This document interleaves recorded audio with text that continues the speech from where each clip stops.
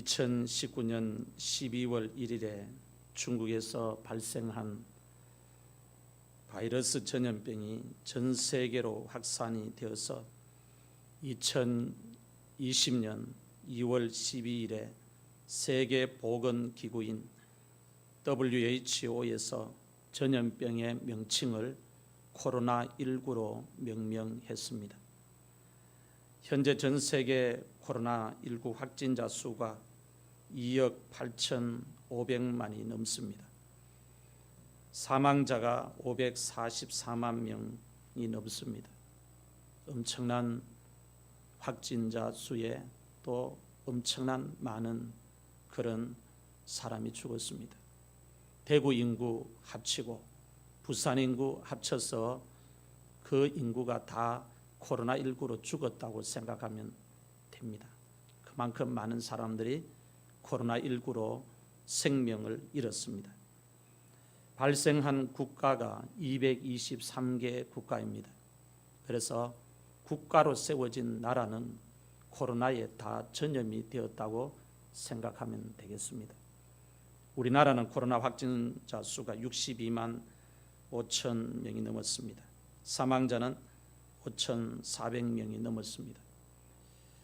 2020년 3월 11일에 세계보건기구에서 이 전염병이 심상치 않다, 세계적으로 유행하는 전염병이고 단시간에 끝날 기미가 보이지 않는다고 판단을 내리고 팬데믹 선언을 했습니다. 이 팬데믹은 전염병이 전 세계적으로 크게 유행하는 현상이라고 선언을 하는 것입니다. 코로나가 지금 전 세계에 퍼져서 최악의 인적 피해와 최악의 경제적 피해를 나라마다 주고 있습니다. 코로나가 영향을 안 미치는 곳이 없습니다. 정치 분야에서부터 경제, 문화, 교육, 관광, 스포츠 모든 분야에 코로나가 영향을 다 미치고 있습니다.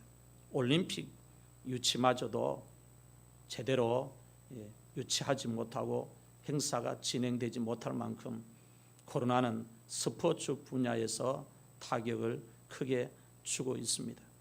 또 교육 쪽에도 유치원으로부터 초, 중, 고, 대학교 학생들이 비대면 그런 수업을 할 만큼 코로나는 교육 분야에서도 엄청난 충격을 주었습니다. 그래서 요즘 초등학교 가면은 2년 동안 친구 안 만나고 코로나로 가버리니까 친구가 없어져 버립니다. 전문대 같은 경우는 2년 과정이잖아요. 다른 과는 또 3년 또 있는데 친구 없이 전문대를 졸업하는 겁니다. 무서운 이 전염병이죠. 전 세계 모든 나라가 코로나와 싸우고 있습니다. 백신을 맞아도 코로나 확진자 수가 감소하지 아니하고 계속 증가하고 있습니다. 우리나라에도 백신 접종률이 1차가 86%가 넘습니다. 2차가 백신 접종률이 82%가 넘습니다. 이 백신 접종률이 이만큼 80%가 넘는데도 불구하고 1년 전과 1년 후를 비교했을 때 코로나 확진자 수의 증가는 상상을 초월할 정도로 빠른 속도로 국민들의 삶을 망가뜨리고 있다는 것입니다. 인류 역사를 살펴보면 어려움은 모든 시대에 다 있었다는 것을 알 수가 있습니다. 전염병도 모든 시대마다 인류 역사를 살펴보면 다 있었습니다. 옛날에 있었던 전염병이 지금은 의학이 발달해서 쉽게 해결하지만 의학이 발달하지 않는 옛날에는 그때의 전염병은 그 시대에는 최악이었다는 겁니다. 그래서 마을을 불태우고 완전 경계 지역을 삼으면서 사람 왕래를 차단시키는 그런 것도 있었지 않습니까? 개인에게도 어려움은 항상 있습니다. 가정에도 어려움은 항상 있습니다. 국가적으로도 어려움은 항상 있습니다. 이것이 세상입니다. 이 세상 자체가 만만한 세상이 아니라는 것입니다. 항상 조용하고 평온하면 좋겠는데 공중의 권세 잡은 자인 마귀가 우는 사자처럼 삼키려고 왕래하고 바쁘게 움직이는 이 세상은 영적인 그런 전쟁이라는 겁니다. 그래서 어려움은 모든 시대에 다 있었고 개인에게도 가정적으로도 국가적으로도 어려움은 항상 있고 전염병도 항상 있고 큰 충격적인 걸 받을 만한 일들도 항상 일어났습니다. 문제는 어려움을 만났을 때에 하나님께서 함께해 주시는 것입니다. 하나님께서 함께해 주시면 사람이 세상에서 어려움을 만나도 그 어려움의 종류가 어떤 것이든지 하나님이 함께해 주시면 얼마든지 어려움을 극복할 수 있고 승리할 수가 있다는 것을 성경은 우리에게 교훈하고 있고 가르쳐 주고 있습니다. 제일 중요한 것은 어려움은 모든 시대에 다 있고 두려움의 현상도 모든 시대에 다 있고 끔찍한 전염병도 모든 시대에 다 있는데 가장 중요한 것은 하나님이 함께 해주시는 거예요. 하나님이 함께 해주시면 어려움보다 하나님이 베풀어 주시고 지켜주신 은혜가 더 크기 때문에 잘못되지 않고 생명이 지켜지고 승리할 수가 있다는 것입니다. 주전 605년경에 유다 나라가 바벨론의 침공을 받았습니다. 전쟁이 일어났다는 말입니다. 강대국이 힘있는 나라가 하나님의 심판으로 말미암아 유다 나라를 침공했습니다. 그래서 유다 나라는 이 바벨론의 침공으로 말미암아 나라가 완전히 멸망해 버립니다. 나라가 사라져 버립니다. 왕도 포로로 잡혀가고 왕족도 귀족도 다 포로로 잡혀가고 끌려가면서 죽기도 하고 많은 사람들이 생명을 잃고 집도 잃고 토지도 잃고 다 잃어버리고 포로로 끌려가는 끔찍한 현상들이 일어났습니다. 이것보다 더 무서운 일이 어디 있습니까? 전쟁이 일어났는데 다 잃어버리는 거예요. 힘 있는 나라가 쳐들어와서 예루살렘을 다 무너뜨리고 사람들을 죽이고 포로로 끌고 가는데 집도 다 불태워버리고 성도 다 불태워버리고 포로로 끌고 가는 겁니다. 부모 형제가 생이별을 합니다. 이런 일이 역사 속에 있었다고 다니엘은 기록을 하고 있습니다. 오늘 본문 말씀은 바벨론의 1차 침공 때 바벨론 땅에 포로로 잡혀간 다니엘과 그의 세 친구들이 하나님을 섬기는 신앙을 인정하지 않는 바벨론 왕 앞에서 어떻게 율법을 지킬 수 있었는지, 어떻게 믿음을 지킬 수 있었는지 그들의 믿음에 대해서 우리에게 가르쳐 주고 있습니다. 그들이 어떤 믿음을 가지고 어떤 신앙을 가지고 포로로 끌려가서 하나님을 섬기지 않고 하나님을 섬기는 신앙을 인정하지 않는 바벨론 왕 앞에서 어떻게 믿음을 지켰는지를 생생하게 성경에 기록을 해서 우리에게 도전적인 믿음을 가르쳐 주고 있습니다. 하나님께서 다니엘을 기록하신 목적이 있습니다. 하나님께서 다니엘을 기록하신 목적은 하나님께서 절대 주권을 가지시고 세계 모든 나라와 세계 모든 역사를 홀로 주관하고 계신다는 것을 나라를 잃고 바벨론 땅에 포로로 끌려와서 포로 생활을 하고 있는 유다 백성들에게 보여주기 위해서, 가르쳐 주기 위해서, 깨닫게 하기 위해서 하나님께서 다니엘을 기록했다. 그렇게 성경은 우리에게 가르쳐 주고 있습니다. 포로로 끌려간 유다 백성들의 눈에는 세계에서 가장 힘 있는 왕이 바벨론 왕 느부갓네살입니다. 그 느부갓네살 왕이 침공을 해서 유다 나라를 흔적도 없이 사라지게 만들고 왕족도 귀족도 편하게 지금까지 살았는데 끌고 가고 안 끌려가려고 하는 귀족들 왕족은 다 죽여버리고 성은 불태워버리고 그렇게 하니까 포로로 끌려가면서 야 바벨론 왕은 무섭네 잔인하네 하면서 바벨론 왕 이름만 들어도 벌벌 떨 만큼 오금이 저릴 만큼 사람들이 두려워했는데 하나님은 그 바벨론 왕 느부갓네살을 하나님이 붙들고 계시고 심판의 도구로 사용하실 뿐만 아니라 그 위에 강한 왕으로 홀로 세계를 다스리시고 세계를 지배하시고 홀로 역사의 흥망성쇠를 주관하시는 분이라는 걸 포로로 끌려가서 포로 생활을 하고 있는 유다 백성들에게 가르쳐 주고 있습니다. 첫 번째 말씀입니다. 다니엘과 세 친구가 왕이 내린 음식과 포도주로 자기를 더럽히지 않기 위해서 뜻을 정했다고 말씀하고 있습니다. 바벨론 왕 느부갓네살이 예루살렘을 침공하고 나서 유다에 있는 왕족과 귀족들을 다 붙잡아갔어요. 붙잡아간 이유는 이용하기 위해서 붙잡아간 겁니다. 이용의 가치가 있는 왕족과 귀족은 붙들어가고 이용의 가치가 없는 왕족과 귀족은 포로 생활을 하도록 노예로 만들어버리고 저항하면 죽여버리고 그렇게 했습니다. 바벨론 왕이 포로로 끌고 간 왕족과 귀족들 가운데서 몇 사람을 뽑아서 교육을 시켰다고 말씀합니다. 그들을 뽑아서 교육을 시킨 이유는 앞으로 그들을 지도자로 세워서 유다 백성들이 반란을 일으키거나 또 유다정 백성들이 다른 행동을 취하지 못하도록 왕족과 귀족들 가운데 똑똑한 사람을 이렇게 뽑아서 바벨론 학문과 바벨론 언어를 공부시키고 나서 그들을 지도자로 세워서 이용하기 위해서라는 겁니다. 정치적인 도구로 이용하기 위해서 뽑아서 교육을 시킨 것입니다.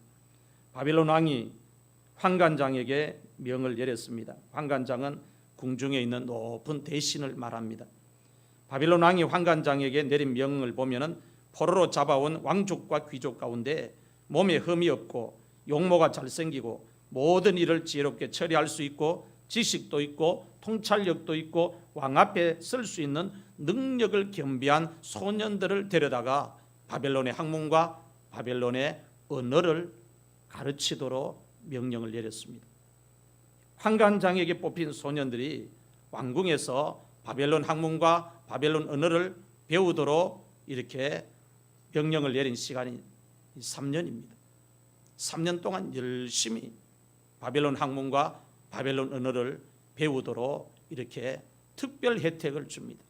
특별 혜택을 주면서 거기에 또 다른 혜택을 주는데 왕이 내리는 음식을 마음대로 먹을 수 있도록 혜택을 주고 왕이 마시는 포도주를 마음껏 마실 수 있도록 혜택을 줍니다. 3년 동안은 편하게 바벨론 학문을 배우고 바벨론 언어를 배워서 그 기간이 지나고 나면 유다 백성들을 다스리는데 지도자로 세워서 사용하기 위해서 이 바벨론 왕이 얼마나 머리가 좋은지 그 교육을 받도록 뽑은 소년들에게 자기가 먹는 음식을 내려주고 자기가 마시는 포도주를 마시도록 내려준 것입니다.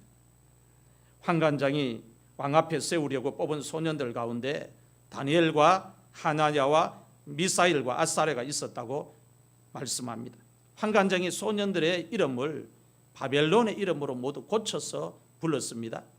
그래서 다니엘은 이름을 벨드사살이라 고쳐서 부르고 하나냐는 이름을 사드락이라 고쳐서 부르고 미사일은 이름을 메삭이라 그렇게 고쳐서 부르고 아사레는 이름을 아벤누고라고 고쳐서 불렀습니다. 그래서 우리가 이름을 고쳐 부른 이름이 익숙하지요.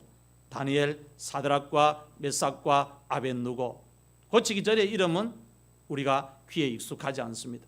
왜냐하면 바벨론에 끌려와서 포로 생활을 하고 그 이름을 사용하면서 다니엘서에 계속 기록되어 있기 때문입니다. 오늘 말씀을 보면은 다니엘이 뜻을 정했다고 말씀하고 있습니다. 여기서 뜻은 마음을 이야기합니다. 마음을 이야기합니다. 그러므로 뜻을 정했다는 이 말씀은 어떤 뜻인가 하면은 마음을 정했다는 거예요. 마음을 정했다는 겁니다. 사람이 어떤 행동을 하기 전에 먼저 취하는 것이 있는데 그게 마음을 정하는 거예요. 마음을 정하는 거예요. 마음을 어떻게 정하느냐에 따라서 그 사람의 인생의 방향이 결정되어집니다. 마음을 어떻게 정하느냐에 따라서 하나님 앞에 우리가 복을 받을 수도 있고 복 대신 다른 것을 받을 수도 있습니다. 마음을 어떻게 정하느냐에 따라서 우리는 하나님 앞에 쓰임을 받을 수도 있고 버림을 받을 수도 있습니다. 그래서 하나님의 백성들이 마음을 정하는 게 이게 너무나 중요합니다. 마음을 잘 정하려면 필요한 게 뭐예요? 성경에 기록된 하나님의 말씀을 알아야 합니다. 하나님의 말씀을 내가 지식적으로 알아야 그 말씀에 근거해서 내가 마음을 움직이고 마음을 정하고 그렇게 할 수 있습니다. 말씀을 모르면 내 머릿속에 있는 생각을 가지고 마음을 정해버립니다. 하나님의 뜻과 하나님의 생각과 하나님의 계획과 하나님의 인도와 하나님의 말씀과 전혀 상관없는 마음을 정해버립니다. 뜻을 정해버립니다. 그렇게 되면 거기에 대한 것은 나중에 다 자기가 책임을 져야 되는 겁니다. 후회해도 소용이 없는 거예요.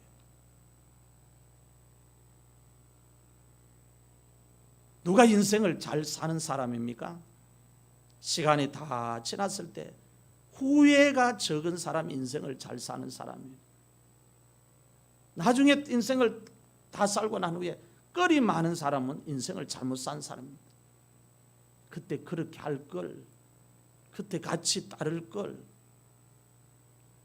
그때 어떻게 할 걸, 그때 내가 양보할 걸, 그때 내가 좀 참을 걸. 인생을 다 살고 난 후에 끌 이게 많으면 인생을 잘못 산 사람이에요. 이 끌끌이 적으려면 어떻게 합니까? 하나님 말씀을 제대로 깨우쳐야 되는 거예요. 나는 이렇게 하고 싶은데 하나님이 어떻게 하라는 말씀을 알아야 한다는 겁니다. 그래야 우리가 뜻을 올바르게 정할 수 있고 마음을 올바르게 정할 수가 있습니다. 다니엘이 뜻을 정했다 했습니다. 마음을 정했다 했습니다.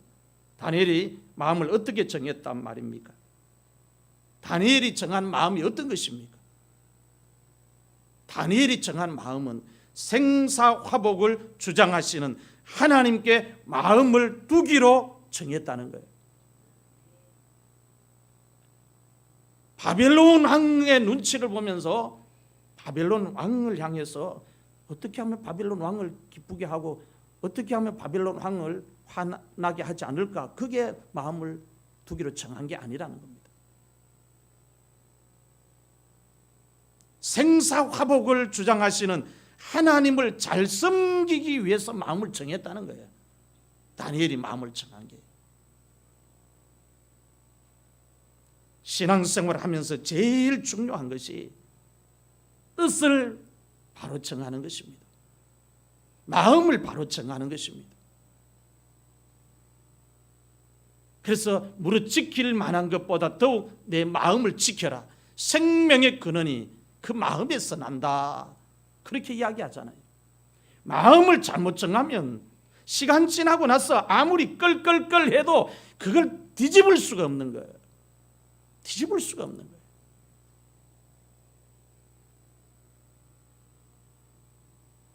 그러니까 마음을 잘 정해야 합니다. 마음을 정할 때 잘 정하면 하나님께서 크게 들어쓰시고 은혜를 크게 부어 주십니다.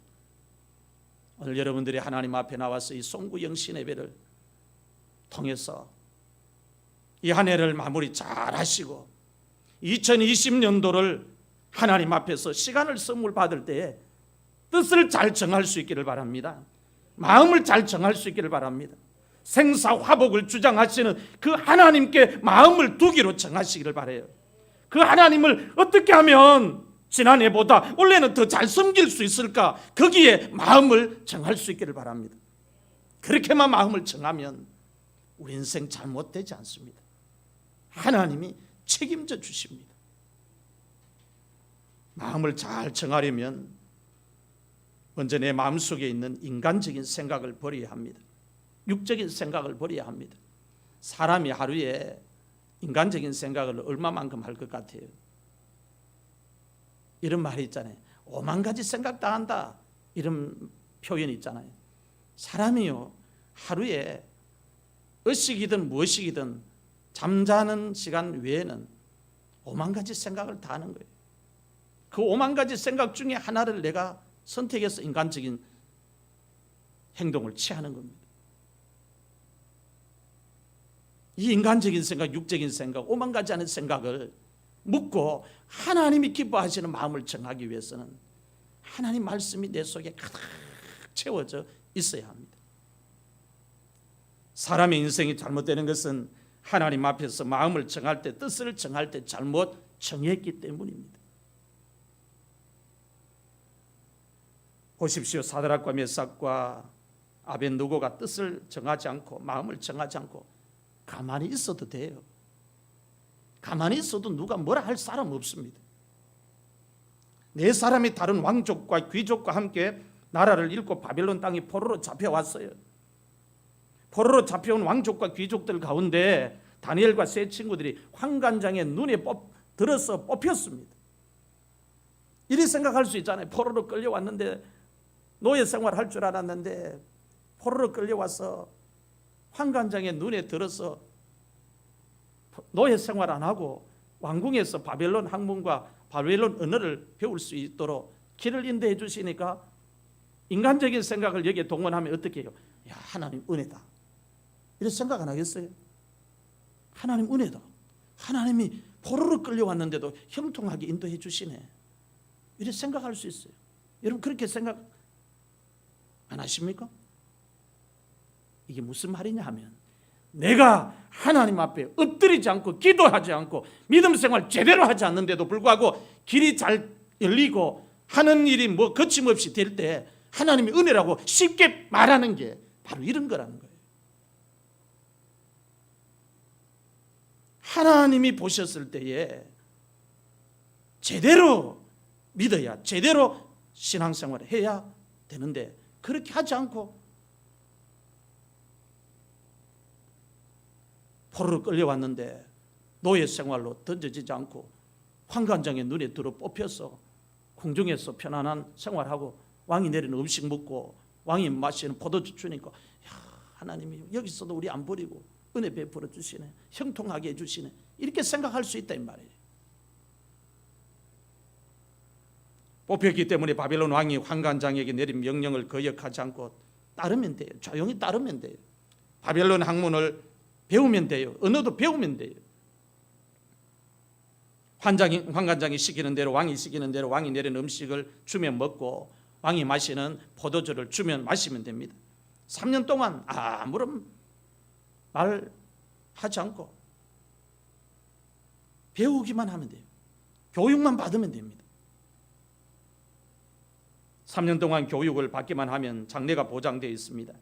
출세가 보장되어 있습니다. 굳이 뜻을 정할 필요가 없습니다. 오늘 여러분들이 처한 환경이 다니엘이 처한 환경이라면 어떻게 하시겠습니까? 이렇게 잘 풀리는데, 이렇게 잘 길이 열리는데 어떻게 하시겠습니까? 뜻을 정하시겠습니까? 가만히 있어도 평생 좋은 음식을 먹고 평생 편안하게 살 수 있습니다. 높은 자리가 보장되어 있습니다. 이런 좋은 기회를 포기하고 뜻을 정할 수 있겠습니까? 이런 좋은 자리를 포기하고 뜻을 정할 수 있겠습니까? 이런 좋은 음식을, 이런 편안한 삶을 포기하고 하나님 섬기겠다고 뜻을 정할 수 있겠습니까? 바벨론 왕의 명령을 거역할 수 있겠습니까? 거절할 수 있겠습니까? 가만히 있으면 편안하게 살 수 있고, 가만히 있으면 출세가 보장되고 장래가 보장되는데 굳이 믿음의 색깔을 드러내면서 그렇게 할 필요가 있겠습니까? 그런데 다니엘과 사드락과 메삭과 아벤느고는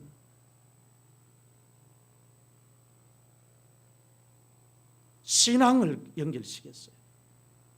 이걸 내가 다 바벨론 왕궁에서 얻는다 할지라도 하나님을 섬기는 신앙에서 주어진 대가여야지, 하나님을 섬기는 신앙의 대가로 주어지지 않는 것은 하나님이 주신 것이 아니라고 생각을 한 거예요.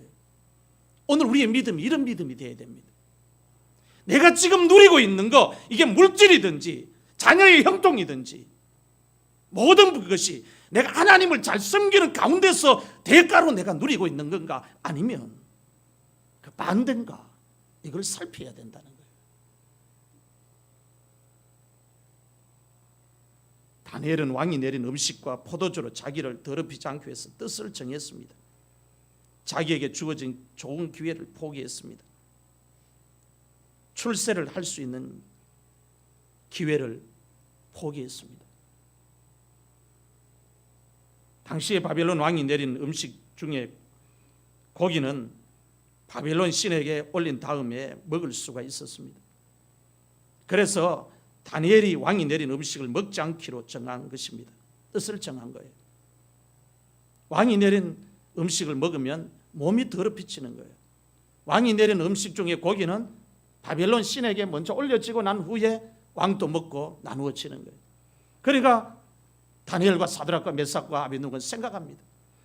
바벨론 왕이 우리에게 특혜를 주고 환관장의 눈에 들어서 우리가 뽑혀서 이 바벨론 왕궁에서 3년 동안 바벨론 학문을 배우고 바벨론의 언어를 배우면서 편안하게 마음껏 음식 먹고 마음껏 포도주 마시면서 생활을 하고 살아간다 할지라도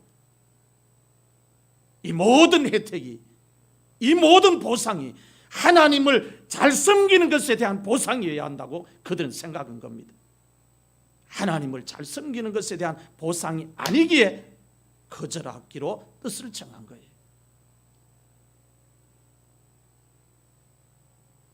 현재 다니엘의 처지가 나라를 잃고 포로로 잡혀온 처지입니다. 왕이 내린 명령을 거역하면 자기가 앞으로 어떻게 된다는 것을 다니엘이 알고 있습니다. 굳이 왕이 내린 음식을 안 먹겠다고 말을 할 필요가 없습니다. 뜻을 정할 필요가 없습니다. 그런데 다니엘이 뜻을 정했어요. 다니엘을 보면 참 대단하다. 나 같으면 저렇게 했을까? 가만히만 있으면 편안하게 살 수 있고 좋은 옷 입고 편안하게 출세가 보장되는데 굳이 그 왕궁에 포로로 끌려와서 믿음의 색깔을, 믿음의 정체성을 저렇게 드러내면서 저렇게 요란 떨 필요 있을까? 이런 생각도 해봅니다. 열이면 그 환경에 순응을 합니다. 그런데 다니엘은 역사의 흥망성쇠를 하나님이 주관하고 계신다는 걸 믿었습니다. 지금은 내가 유다의 백성으로 나라가 멸망되어 바벨론의 포로를 끌고 왔지만 저 바벨론 왕마저도 하나님의 손에 다 있다. 그래서 내가 지금 눈치를 봐야 되는 분은 바벨론 왕이 아니고 하나님이고, 내가 의식해야 되고 섬겨야 되는 주인은 바벨론 왕이 아니고 하나님이라는 거예요. 그래서 하나님을 섬기기 위해서 뜻을 정한 거예요. 성도들도 똑같이 믿음 생활하면서 뜻을 정합니다. 뜻을 언제 정합니까? 환경이 어려울 때 뜻을 정합니다. 갑자기 삶 속에서 어려운 일을 당하면 뜻을 정합니다. 그 어려운 일을 당하고 나면 정신이 번쩍 들잖아요.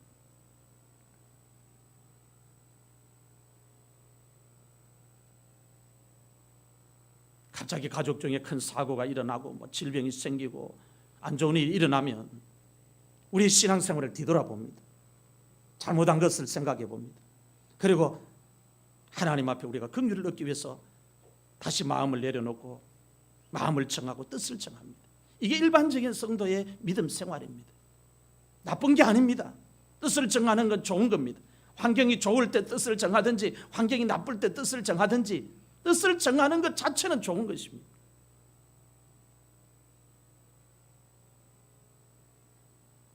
다니엘처럼 뜻을 정하는 신앙이 오늘 우리들에게 있어야 합니다. 어떻게 하면 하나님 더 잘 섬길 수 있을까? 어떻게 하면 하나님을 더 잘 섬길 수 있을까? 여러분, 하나님은요 우리의 무지를 알아요. 우리 무지를 알아요. 그 무지 때문에 우리가 선을 넘는 것도 아십니다.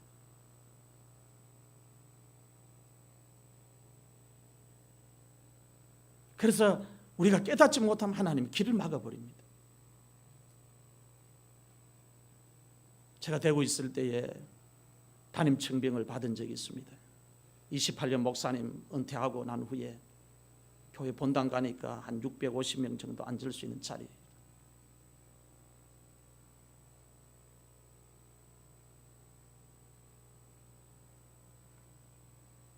건물 4층까지 있지. 큰 대로 변이지. 그래서 마음속에 이런 생각을 한 적이 있습니다. 하나님 지금까지 연단하시고 이제 복 주시려고 이렇게 저를 인도하는 줄 알았어요. 그때 아내가 유방암 3기 말이었습니다. 그래도 아내가 병든 그게 내 눈에 안 들어왔어요. 하나님이 인도로만 생각하고 갔어요. 지금 생각하니까 내 속에 욕망, 목회에 대한 야욕이 내 마음을 지배했던 것 같아요.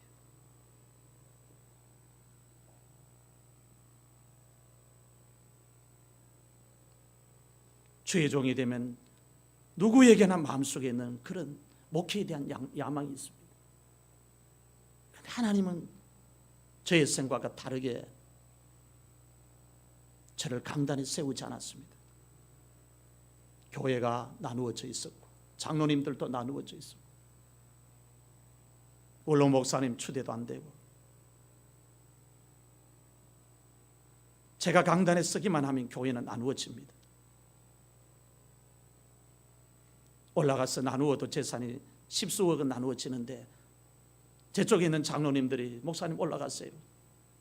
그래서 노예에서 총회에서 재산 나누어서 해도 우리 얼마만큼 합니다. 그런 이야기까지 나왔습니다. 그래도 주님의 몸된 교회를 찍고 싶은 마음이 없어서 강단에 올라가지 않았습니다.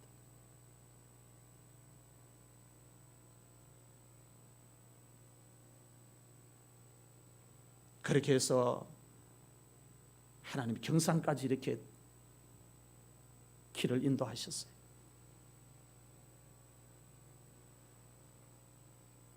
경산까지 와서 이렇게 남천교회와 또 승리교회가 연합을 해서 지금 목회하고 있습니다.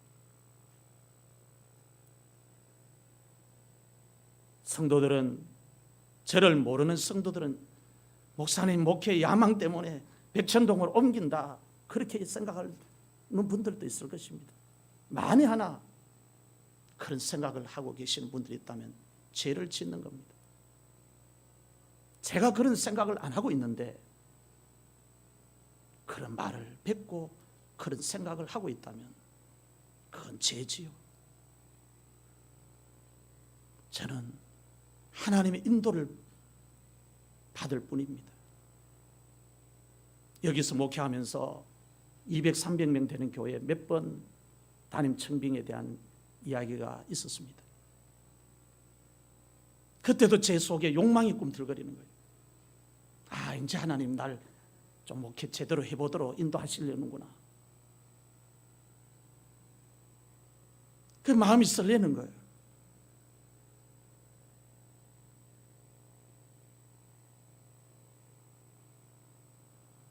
하나님이 인도하면 따라간다고 그냥 마음을 다 열어놓은.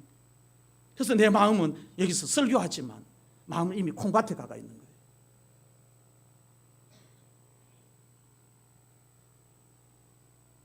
그럴 때 하나님은 내 마음속에 있는 욕망을 멈추시는데 내가 멈추지 않으니까 주님이 멈추시는 거예요.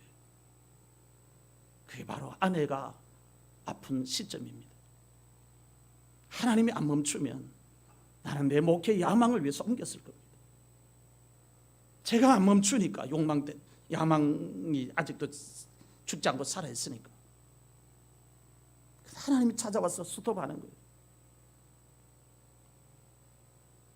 더 이상 진행을 못하는 거죠. 아내가 아프다는 이야기를 못하고 저를 이야기하는 교회는 제가 갈 교회가 아닌 것 같습니다 하면서 거절을 하고 또 거절하고, 하나님의 뜻을 쫓아간다는 게 얼마나 어려운지, 하나님 앞에서 뜻을 정한다는 것이 얼마나 어려운지 전 알아요. 그래서 제 속에는 야망이란 거 없습니다. 그래서 지금은 강단에서 기도할 때 어떻게 기도하는지 아세요? 하나님, 나는 성도 100명도 목회할 그릇도 안 되는 초라한 목사입니다. 이렇게 보잘것없는 목사입니다. 이런 고백을 일찍만 할 수 있었다면 내게 복이었는데, 이게 50 넘어가 이런 고백을 하니까 바보 천치가 아니고 뭐겠어요. 이런 깨달음이 좀 일찍 왔다면 좀 더 하나님의 기쁨이 될 수 있을 텐데, 저뿐일까요? 장로님들도 마찬가지입니다. 일찍 깨달으면 훌륭한 장로님들이 다 될 수 있습니다. 이 늦게 깨달으니까 허송세월 하는 거예요. 저같이 얻어 터지지 말라고 말씀드리는 겁니다. 얻어 터지지 말라는 거예요. 하나님 찾아오시면 내가 지킬 수 있는 게 하나도 없다는 겁니다. 그래서 저는 다 비운 거, 속에 다 비운 거. 주님이 한량없이 약하게 만들었어. 매 시간마다 다음은 내 시간이 아니다, 다음은 하나님 세워주셔야 내가 쓸 수 있고, 오늘이 마지막이다, 그렇게 생각하고 설교 준비하고 그렇게 강단을 쓰는 겁니다. 왜 그렇게? 주님이 나를 인도하시기 때문에. 그래서 성도들 가운데 백천동으로 내려가는데 목사님 야망 때문에 내려갔다는 이야기를 간접적으로 듣고는 충격을 받았어요. 저 말을 하나님이 듣고 계시면 얼마나 무서운 말이지. 나는 그런 마음이 하나도 없는데, 나는 그런 마음이 하나도 없는데 주님이 인도하시는 길을 그냥 따라갈 뿐입니다. 주님이 인도하시는 길을 그냥 따라가는 거예요. 주님이 남천 승리교회를 다시 세우고 계시니까 주님 따라가는 것 뿐인 거예요. 여기에 무슨 내 생각이 들어갈 필요가 있겠습니까? 주님의 교회니까 주님의 인도를 따라가는 것 뿐입니다.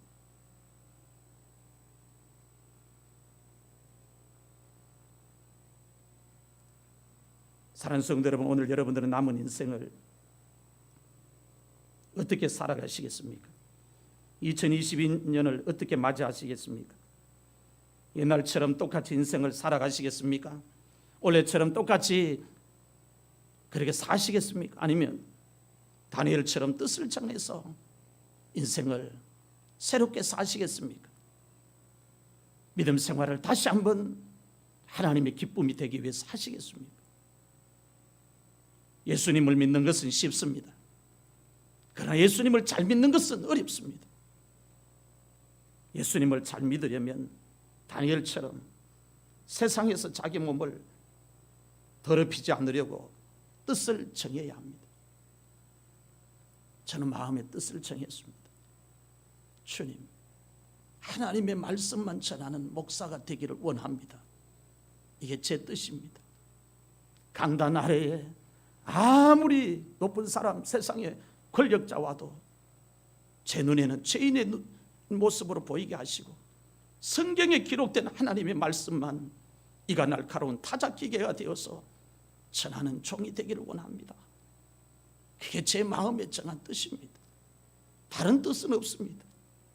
이 뜻을 전하고 달려가다 보니까 아직도 말씀이 제대로 귀에 들리지 않는 성도들은 목사님 설교 친다 이렇게 표현합니다. 어디 칠 데가 없어가 말씀을 가지고 성도들 두들겨 패겠습니까? 그래서 제가 그런 오해를 받기 싫어서 강의 설교를 30년 동안 총신 다닐 때부터 한 우물을 판 거예요. 본문이 해당되면 거침없이 하나님 말씀을 전하기 위해서 그렇게 칼날을 갈아온 것입니다. 그 칼날을 가는데 주님이 이리 굴리고 저리 굴리고, 이런 고난 주고 저런 고난 주고, 이런 아픔 주고 저런 아픔 주고, 사선을 몇 번 뛰어넘게 하고 나니까 제 마음속에는 하나님이 너무 크시고 하나님이 너무 무섭고, 어떻게 하면 하나님 앞에 내가 잘 보일까, 그런 생각밖에 없습니다. 뜻을 정한 인생, 하나님 귀하게 보십니다. 우리가 뜻을 정하기만 하면 주님은 우리 모두의 길을 책임져 주실 것입니다. 두 번째로, 하나님께서 다니엘이 환관장에게 은혜와 긍휼을 입을 수 있도록 해주셨단 말합니다. 본문 9절 말씀 같이 읽겠습니다. 시작. 하나님이 다니엘로 하여금 환관장에게 은혜와 긍휼을 얻게 하신지라. 아멘. 성도들이 세상에서 사람들에게 입는 모든 은혜는 하나님으로부터 임합니다. 사람들에게 있는 모든 긍휼도 하나님으로부터 임합니다. 우리가 주변에서, 직장에서, 상사나 동료나 인간관계에서 주변 사람들로부터 우리가 은혜를 입고 긍휼을 입을 때 우리가 그 사람에게 잘 보여가지고 오는 게 아니고 하나님의 결제가 있어야 온다는 거예요. 하나님의 결제가 있어야 은혜도 사람으로부터 입고 긍휼도 사람으로부터 입을 수가 있는 거예요. 하나님께서 은혜를 입혀주시면 성도들이 세상에서 손에 가진 것 없어도, 머리에 배운 것 없어도 하나님의 은혜를 베풀어 주시면, 은혜를 결정해 주시면, 사인해 주시면 가는 곳마다 은혜가 따라온다는 거예요. 본문 10절 말씀을 보면 환관장이 다니엘에게 분명히 말을 하고 있습니다. 같이 읽겠습니다. 시작. 환관장이 다니엘에게 이르되 내가 내 주왕을 두려워하노라. 그가 너희 먹을 것과 너희 마실 것을 지정하셨거늘 너희 얼굴이 초췌하여 같은 또래의 소년들만 못한 것을 그가 보게 할 것이 무엇이냐. 그렇게 되면 너희 때문에 내 머리가 왕 앞에서 위태롭게 되리라 하니라. 아멘. 환관장이 다니엘에게 말을 했습니다. 나는 내가 섬기는 왕을 두려워하고 있다. 바벨론 왕을 두려워하고 있다는 말입니다. 왕이 너희에게 먹을 것과 마실 것을 지정했는데 만일 너희 얼굴이 야유해서 다른 소년들보다 얼굴이 못하게 되면 왕이 너희 때문에 나를 죽이실지 모른다. 너희 때문에 내 머리가 왕 앞에서 위태롭게 될지 모른다. 그렇게 이야기를 하는 거예요. 환관장이 하는 말을 듣고 다니엘이 환관장에게 열흘 동안 자기들에게 채식과 물을 주어서 왕이 내린 음식을 먹은 소년들과 한번 시험해 봐라. 얼굴이 더 나을지 못할지 한번 시험해 봐라. 다니엘은 자신이 있었던 것 같아요. 내가 섬기는 하나님은 못하시는 일이 없다고. 이 열흘 동안 하나님 우리 몸을 만지면 왕이 내리는 음식, 고기 먹고 음식 잘 먹는 저 소년들보다 물 먹고 채식 먹고 채소 먹는 우리의 얼굴이 훨씬 더 좋아질 수 있다. 자신감을 가지고 환관장을 설득한 겁니다. 인간이 세상에서 받는 유혹 중에서 가장 강한 유혹이 음식의 유혹입니다. 예수님께서도 마귀가 예수님을 찾아와서 시험을 할 때도 먹는 음식을 가지고 시험을 했습니다. 지금 포로로 끌려가고 잡혀간 이 네 사람이 소년이라 했습니다. 소년인데 청년의 나이에 가까운 소년입니다. 그래 음식의 유혹이 얼마나 많겠습니까? 한 20대 왔다 갔다 하는 청년들 피자, 치킨에 얼마나 예민합니까? 이 소년들이 왕이 내린 음식을 안 먹겠다고 이야기합니다. 물만 채소만 먹는다. 열흘 동안 한번 시험해 보라. 음식의 유혹을 거부하면서 살아계신 하나님을 이 열흘 동안 한번 드러내 보기 위해서 믿음의 도박을 한 거예요. 왕이 내린 음식을 다니엘이 먹지 않고 거절하면 곧바로 다니엘에게 화가 닥칩니다. 어떤 화가 닥치는가 하면 왕이 뽑은 소년들 가운데서 퇴출을 당할 수 있습니다. 퇴출을 당하면 일평생 노예로 살아가야 합니다. 왕이 진노하면 당장 사형을 당할 수도 있습니다. 이런 위험한 일이 자기들에게 닥칠 줄 모르는데도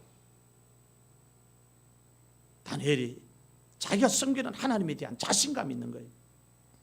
하나님이 결과를 좋게 해줄 것이다. 믿음의 도박을 하는 겁니다. 환관장이 다니엘이 하는 말을 듣고 열흘 동안 다니엘과 세 친구들에게 채식과 물만 주고 시험을 했다고 말합니다. 다니엘이 얼마나 확신을 가지고 환관장 앞에서 이야기했던지. 환관장은 다니엘과 세 친구들이 얼굴이 잘못되면 왕 앞에서 자기가 잘못된다고, 왕이 죽일지 모른다고 겁을 내고 있는데, 겁을 내고 있는 그 환관장에게 다니엘이 이야기합니다. 걱정하지 말라고. 내가 섬기는 하나님은 우리가 채소 물만 먹어도 왕이 내린 음식을 먹은 소년보다 얼굴을 더 좋게 하고 절대로 환관장인 당신에게 불이익을 당하는 일이 없도록 하나님이 하실 거라고 얼마나 확신을 가지고 이야기했던지. 환관장이 그 말에 감동을 받고 열흘 동안 시간을 준 겁니다. 시험의 결과가 다니엘과 세 친구들의 얼굴이 왕이 내린 음식을 먹은 소년들보다 더 윤택했고 얼굴이 더 좋았다고 말씀합니다. 여기서 얼굴이 더 좋았다는 말은 얼굴 자체만 말하는 것이 아니고 몸 전체를 말합니다. 용모 전체가 좋았다는 거예요. 머리부터 발끝까지 왕이 내린 음식을 먹은 소년들보다 채식과 물만 먹은 이 다니엘과 세 친구가 나았다는 거예요. 여러분, 사람의 몸에 영양분이 덜 들어가면 머리카락이 뻐석뻐석합니다. 윤기가 안 납니다. 그러니까 용모가 더 좋았다 했으니 머리부터 발끝까지 열흘 동안 음식 더 못 먹었는데도 더 좋아졌다고 이야기하는 거예요. 신비한 일이 일어난 거죠. 이걸 기적이라고 이야기합니다. 신학자들은 영양학적으로, 의학적으로 절대로 일어날 수 없는 일을 다니엘과 세 친구들이 하나님의 살아계심을 믿고 믿음으로 도박을 걸었기 때문에 하나님 그 믿음의 도박에 대한 응답이라 그렇게 설명을 하고 있습니다.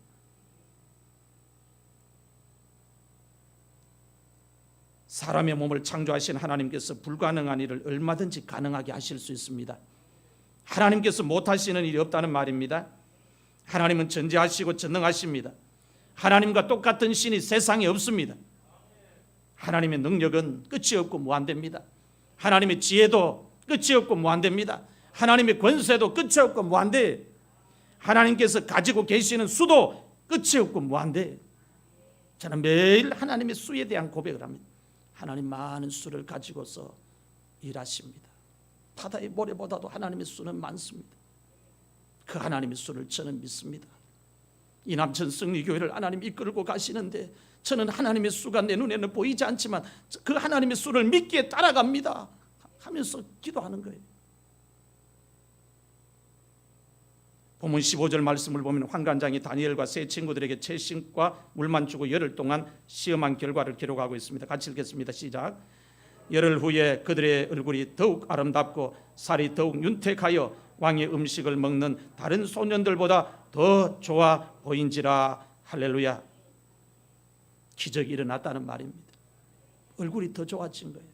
왕이 내린 음식을 먹은 소년들보다 다니엘과 세 친구들의 얼굴이 용모가 더 윤기가 나고 좋아졌다고 이야기합니다.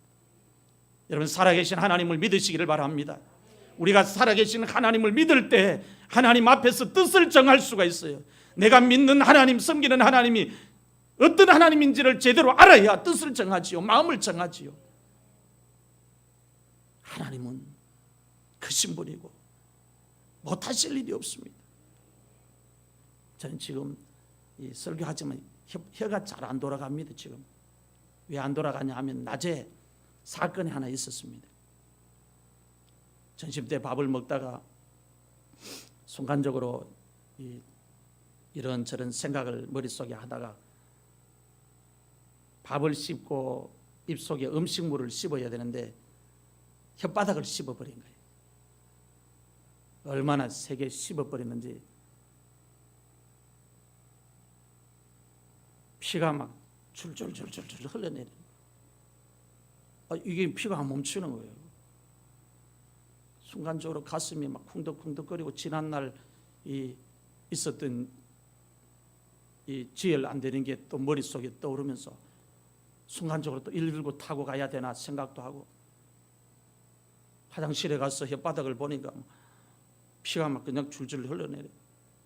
변기에 뱉었는데도 막 변기가 붉은 물로 가득 차.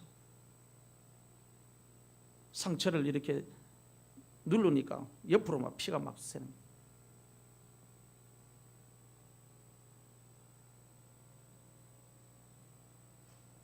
그 모습을 보고 제 마음속에 주님, 제가 이래 약합니다. 주님, 제가 이렇게 약합니다. 지금까지 매 끼니마다 밥 잘 먹은 것을 내가 주님 앞에 감사하지도 제대로 못했습니다. 그냥 기도, 하나님 감사합니다 하고 밥 먹을 줄 알았지, 밥 한 끼 이게 끝까지 먹는 게 주님의 은혜인 줄 제가 이 혓바닥 잘라놓고 그걸 쳐다보면서 깨닫습니다. 제가 이렇게 무식한 목사입니다.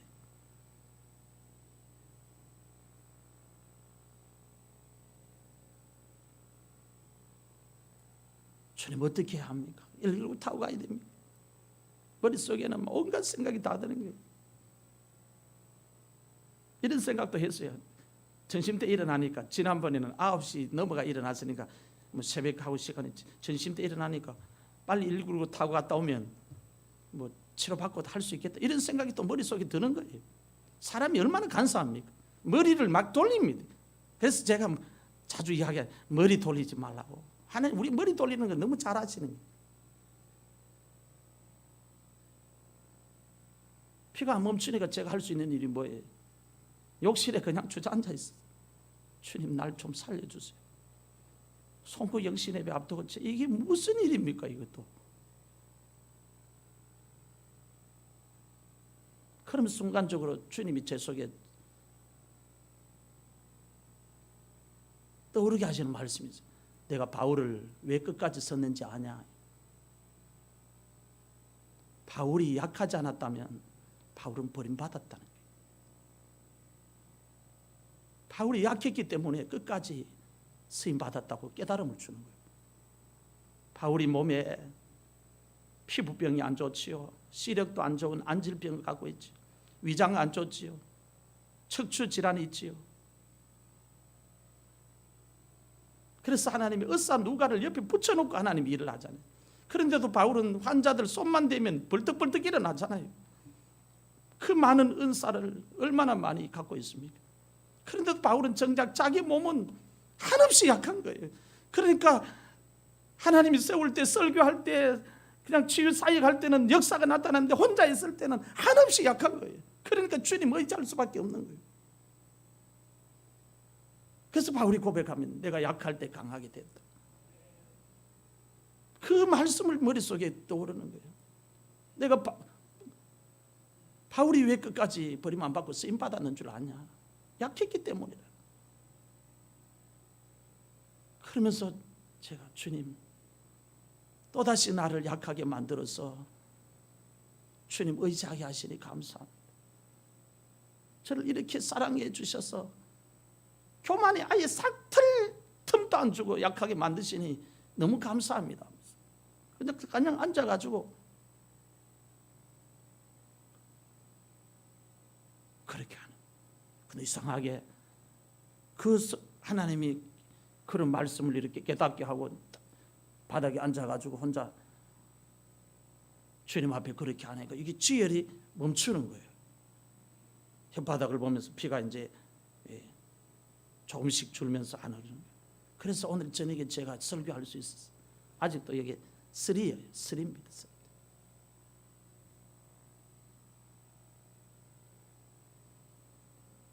주님이 우리를 약하게 할 때 그게 복이라는 거예요.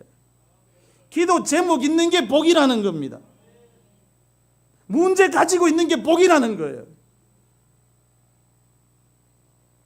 왜? 그것 때문에 주님 안 붙들면 안 되니까. 붙들다 보면 곁길 안 가니까.